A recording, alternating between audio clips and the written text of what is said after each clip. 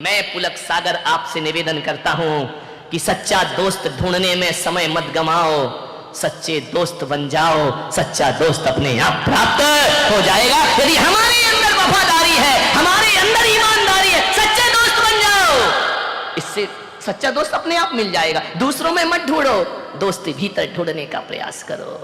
गरीबी के दिन, फटे हाल, खाने को कुछ नहीं, इतने बुरे दिन आ गए कि एक वक्त की रोटी भी नसीब नहीं।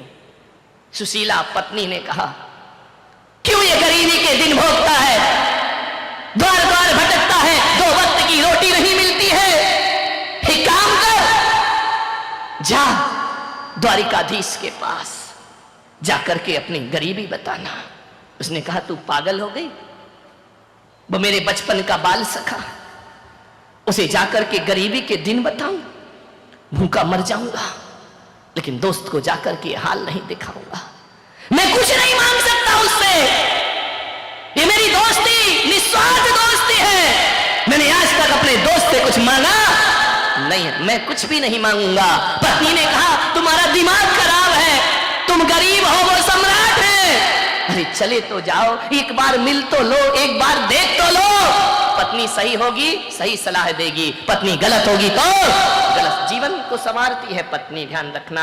एक सही सलाह देने वाली पत्नी मिल जाए तो मैं कहता हूं, पत्नी से बड़ा दुनिया में कोई दोस्त भी नहीं हुआ करता है। यदि सही सलाह देती है, बहुत अच्छी दोस्त होती, जीवन की हमसफर होती है। पत्नी केवल भोग की वस्तु नहीं हुआ करती है, पत्नी केवल काम करने वाली नौकरानी नहीं हुआ करती है, पत्नी जीवन की परम मित्र भी हुआ करती है। और परम मित्र ऐसी होती है कि दशरथ के युद्ध में यदि पहिया गिर जाए रथ का, तो पत्नी उंगली लगा करके रथ को युद्ध के क्षेत्र से बाहर कैकेयी लेकर के आ जाती है। पत्नी भी एक मित्र होती है, ध्यान रखना। जाओ तुम द्वारिकाधीश के पास। उसने कहा, तू देख, ज्यादा जिद मत कर। बोले, एक काम करो। बोले, क्या? मत मांगना, मिल लो। अब जाने की तो जल्दी मची। मिल लो, ये शब्द बड़ा समझ में आया उसके। गया, पत्नी से बोला, देख, सम्राट के दरवाजे पे जा रहा हूं। ऐसा भिखारी सा जाऊंगा क्या? देख, कुछ कपड़े पड़े हैं क्या? पत्नी भीतर गई, एक मटके में एक अंगरखा रखा था, फट गया, पुराना, लेकिन मन में तो था कि कुछ तो पहन कर जाऊं। पहन के गया। कहानी मालूम है आपको, ऐसा नहीं है कि नहीं मालूम है। अंगरखा बांधा, 3 मुट्ठी चिवड़े रखे, चला दोस्त से मिलने। मांगूंगा नहीं, मन में यही सोच, मांगूंगा नहीं। मांगना तो मरने के समान हुआ करता है, मांगूंगा नहीं। लेकिन बहुत दिनों से द्वारिकाधीश को देखा नहीं। वो क्या जाने द्वारकाधीश क्या है, उसकी नजरों में तो आज भी कन्हैया है, आज भी वही कृष्ण है, आज भी वही कान्हा है जो जंगलों में गाय चराया करता था। वही सोच के जा रहा। गरीब है, तन पे कपड़े नहीं, वो क्या जाने सम्राट क्या होते हैं। वही दिमाग में रख के जाता है, वही कन्हैया मिलेगा, वही कृष्ण मिलेगा। बचपन में चने चुरा कर खाते थे, माखन चुरा कर खाते, वही मिलेगा मेरा दोस्त। जैसे ही द्वारिका में पहुंचा, क्या देखता है? सोने की द्वारिका, इतनी सुंदर। रोज प्रातः जिसकी बीथियों पर गुलाब जल सिंचा जाता है, जहां बेल लताएं लहराती हैं, द्वार द्वार तोरण द्वार बने हैं, रंगोलियां चौक बनकर के दरवाजों पर पड़ी है, हजारों लोग आ रहे हैं, जा रहे हैं। आंख फटी की फटी रह गई उसकी। ये द्वारिका, स्वर्ग जैसी द्वारिका, जैसा लगता है देखकर इंद्र की अमरावती धरती पर उतर आई हो। बड़े बड़े गजराज, अश्वरोही, पदयात्री, देख करके आंख फटी रह गई। उसने कहा, पगली, कहां भेज दिया तूने मुझे? इतनी सुंदर द्वारिका नगरी, सोने की द्वारिका थी। ध्यान रखना, जिस नाम के पीछे का लग जाए ना, वहां सोना ही सोना होता है। ध्यान रखना। नहीं मालूम द्वारिका काय की थी? सोने की। लंका काय की थी? अमेरिका, सोने ही सोना। ध्यान रखना, जहां का लग गया वहां कंचन ही कंचन है। मान्य गया, देखा इतनी सुंदर द्वारिका, आंखें फटी की फटी। पूछा जाकर के राहगीरों से, हो भाई, बोले चल है, बोले नहीं, इतना बता दो द्वारिकाधीश कहां रहते हैं। अरे लोगों ने कहा पागल, गांव का गवारिया, द्वारिकाधीश कहां रहते हैं? सम्राटों के महल नहीं जानता तू? महल में रहता मेरा कन्हैया जो गाय चराता था, लकड़ी लेकर के माखन चुराता था गोपियों से, वो महल में रहता है। बोले हाँ। बोले मुझे बता दो, सुबह से शाम हो गई, द्वारिकाधीश का घर बता दो मुझे। किसी ने कहा वो जो सोने का महल दिख रहा है ना, ये द्वारिकाधीश का महल है। आंखें चौंधी आ गई उसकी, द्वारिकाधीश इसमें रहते हैं। गया हारा सा। जब मित्र बहुत ज्यादा धनवान होता है ना, तो हीन भावनाएं मन में आती हैं। ये क्या पहचानेंगे मुझे, ये क्या जानेंगे मुझे, ये मुझसे बात करेंगे या नहीं करेंगे। द्वारिकाधीश का महल, द्वार पे गया, भैया द्वारिकाधीश से मिलाओ। लोगों ने चला, कहां द्वारिकाधीश, पागल है क्या, शकल देख, अपनी औकात देख, फटे पुराने चीथड़े पहना है। वो कह रहा द्वारिकाधीश से मिला दो, मेरा बाल सखा है। बोले पागल हो गया, पागल खाने में डालो इसको। द्वारिकाधीश और इसके मित्र, ये फटे हाल कंगाल भिखारी, पागल हो गया है। कृष्ण महल में थे, द्वारिकाधीश भोजन को बैठ रहे थे। रुक्मणी ने भोजन परोसा, सत्यभामा पंखा जल रही है। कृष्ण कलश लेकर हाथों का आचमन कर रहे हैं, भोजन के लिए बैठना है। पीतांबर से हाथ पहुंच रहे हैं, खबर पहुंची कि जाओ मुझे मिलने दो। ये शब्द टकराए द्वारकाधीश के कानों में। उन्होंने कहा कौन है? सेवक गए, महाराज कोई एक भिखारी आपके दर पे आया है। भिखारी इतना जिद क्यों कर रहा है? पता नहीं महाराज, दिमाग खराब है उसका। क्या नाम है? बोले नाम तो कुछ बताता नहीं। बोले क्यों?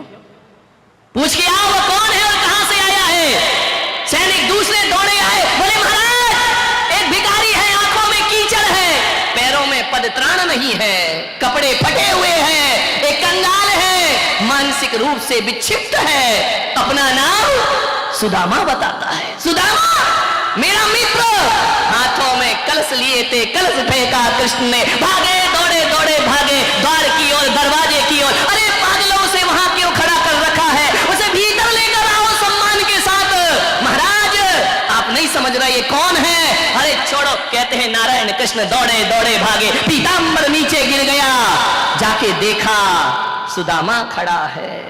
पगले देखा सुदामा ने पीतांबर वस्त्र धारण किए, मोर मुकुट धारण किए, नारायण श्री कृष्ण। राजसी के प्रसाद में द्वारिकाधीश नजरें झुका ली सुदामा ने। कृष्ण ने कहा मित्र तुम यहाँ कैसे खड़े, क्या हाल बना रखा है तूने?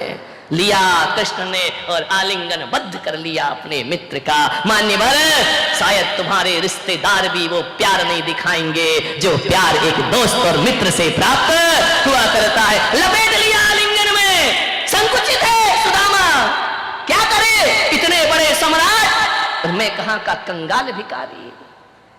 हाथों का सहारा देकर कृष्ण ले गए। रुक्मणी ने देखा कौन है, इतने सम्मान से लेकर आ रहे हैं। ले जाकर के बिठाया ऊंचे आसन पर। रुक्मणी से कहा इसके पैर धो, देखो कैसे पैरों में बिमाई फट रही है, खून रिस रहा है। पागल कहीं का, पदत्राण भी नहीं पहनता है। कलश से पैर धोए, संकुचित है सुदामा। ऐसे भी कोई दोस्त होते हैं दुनिया में, ऐसे भी कोई मित्र होते हैं दुनिया में। पैरों को अपने दुपट्टे से पोंछ रहे नारायण कृष्ण, आंखों से आंसू गिरा रहे। पगले ये क्या हाल तेरा है, ये क्या परिस्थिति बना ली तूने? चल स्नान कर। स्नान कराया, गुलाब की पंखुड़ियों के जल से स्नान कराया, सुगंधित लेप लगाए। ये कैसा दीनहीन जीता है तू, मेरा मित्र होकर। कुछ नहीं बोला अभी तक सुदामा, एक शब्द भी नहीं बोला। प्रेम जहां मुखर होता है ना तो शब्द मौन हो जाया करते हैं। कुछ नहीं बोल रहा। तू इतना लजाया सा क्यों है, तू इतना संकुचित क्यों है पागल? देखना मित्र के घर इतने वर्षों के बाद तूने याद किया है मुझे। कुछ नहीं बोला, मौन है।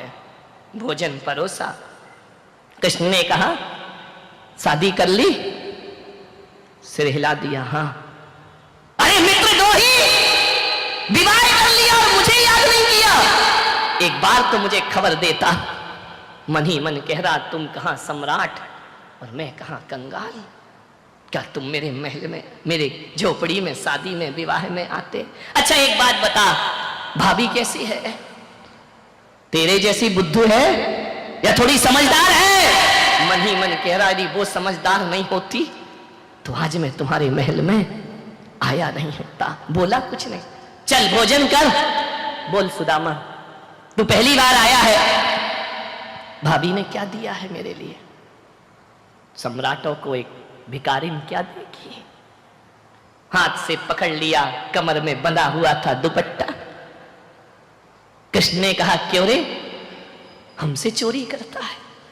हम चोरों के सरताज और तू हमसे चोरी कर रहा है?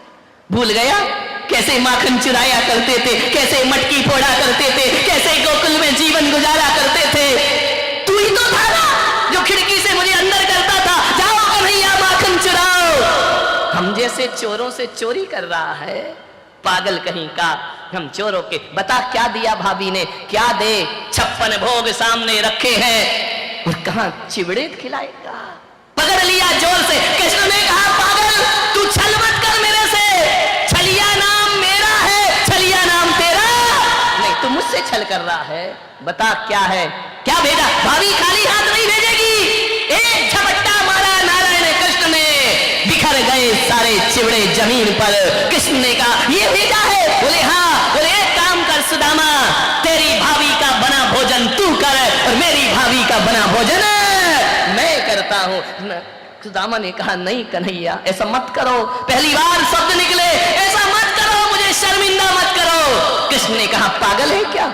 ये देख मोहन भोग कर, ये 56 भोग कर। जमीन पर गिरे हुए चिवड़े नारायण कृष्ण ने उठाए, एक मुट्ठी खाई, आनंद आ गया, प्रेम बरस गया। दूसरी मुट्ठी खाई और भी आह्लादित हो गए कृष्ण। तीसरी मुट्ठी खाने लगे, रुक्मणी ने हाथ पकड़ लिया। ठहरो, सब कुछ आप ही ले लोगे तो हमारा क्या होगा? इतना प्रेम देखा सुदामा ने, इतना प्रेम, इतना प्रेम, इतना वात्सल्य, इतना स्नेह। मैं आपसे पूछता हूं, आपके रिश्तेदारों में भी इतना प्रेम नहीं मिलेगा जो एक मित्र को एक मित्र से प्यार मिला करता है। ध्यान रखिए कैसी रिश्तेदारी निभाई नारायण कृष्ण ने, कैसी मित्रता निभाई कृष्ण ने। रुक्मणी ने हाथ पकड़ लिया, ठहरो ना, सब इसे ही दे दोगे तो हमारा क्या होगा?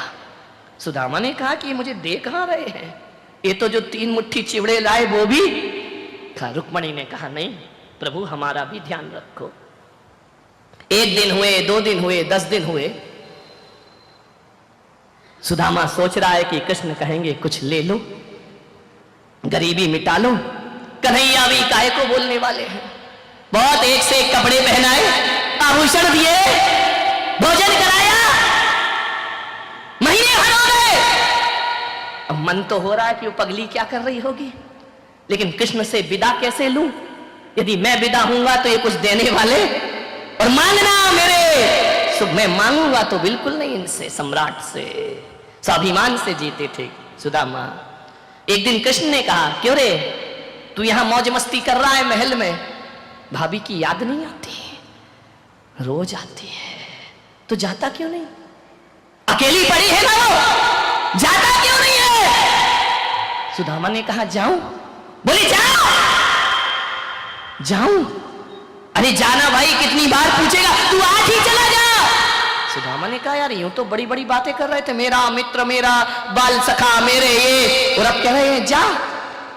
तो बोले मैं जाऊं? कन्हैया समझ गया कि जाऊं जाऊं जाऊं जाऊं बार बार क्यों बोला जा रहा है, कि जैसा आया वैसे ही जाऊं। बोले पागल जा। फिर मुड़ मुड़ के देखता दरवाजे से, शायद अब द्वारिकाधीश बोल दे कि तू ये ले ले, अपनी गरीबी मिटा दे। मैं जाऊं क्या? अरे तू जाता क्यों नहीं है? चल तुझे दरवाजे तक छोड़ के आता हूं। जैसे ही गए दरवाजे पे छोड़ा, बड़े नाटक कर रहे थे, आंसू बहा रहे थे, पैर में खून रिस रहा है तो दुपट्टे से पोंछ रहे थे। जाते समय एक रथ से छुड़वा देते, पैदल जाऊंगा उतनी दूर। रास्ते भर संदेह से भरा सुदामा पलट पलट करके देख रहा है, मन में शंकाएं पैदा हो रही हैं कि अमीरों से कभी दोस्ती नहीं करना चाहिए। कैसा कन्हैया, तूने बचपन में भी छला और अभी भी छला, महीने भर बहुत खिलाया पिलाया, जाते समय एक मोहर भी नहीं दी। कहा था उस पागल से मत भेज, महीने भर से इंतजार कर रही होगी, भूखी मर रही होगी। मन में ऊहा पोह लेकर जा रहा है, चलते गया चलते गया चलते गया, पैदल गया, कोई गाड़ी नहीं कोई वाहन नहीं। जैसे ही पहुंचा द्वारिका में, क्या देखता है, द्वारिका से जैसे ही पहुंचा अपने झोपड़ी के पास बड़े बड़े महल खड़े हुए हैं। उसने कहा ऐसा तो नहीं कि मैं रास्ता भूल गया। फिर द्वारिका वापस आ गया। उसने गांव वालों से पूछा ये कौन सा गांव है? अरे ये तो देखो कितना बड़े महल, यहां पर हजारों लोग, ये तो झोपड़ा था, ये तो गांव था। मैं रास्ता भटक गया हूं, मुझे मेरे गांव का रास्ता बता दो। ये लगता है मैं 1 महीने चला फिर द्वारिका में वापिस आ गया। लोगों ने कहा सुदामा ये अपना ही गांव है। बोले अपना कैसे हो सकता है, यहां तो झोपड़ी झोपड़ी थी, यहां तो खाने के लाले पड़े थे। मेरी पत्नी कहाँ है? एक महल के झरोखे में खड़ी है पत्नी सुशीला।